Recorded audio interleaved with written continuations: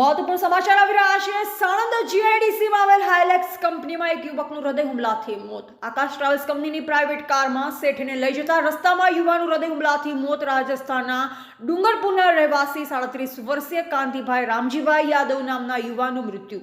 પરિવારને મોતની જાણ થતાં કંપની પર દોડી આવ્યા। મૃતક પરિવારે કંપની પર મૂકી આરોપ। મૃતકનો પરિવાર કંપની પાસે કરી વળતરની માંગ। એવલાસી પઠાણ, સાણંદ।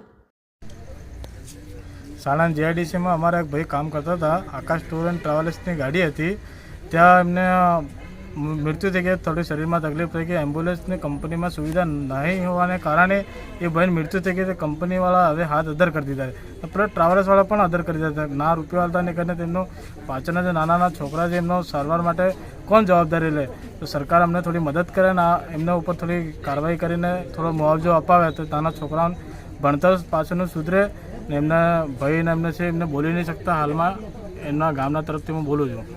તો સરકારથી વિનંતી છે અમારે કે થોડી સહાયતા કરે। શું તમારી માંગ છે? અમારી માંગ એવી છે કે નાના છોકરા જે પાછળ છે એમનું ભણતર સારું થાય, એના માટે થોડો મુઆવજો આપે, એમના ઘર થોડો સુધાર થાય અને જે પગાર હતો પગારના હિસાબે થોડા પૈસા મળે દર મહિને, એવી માંગ છે અમારી।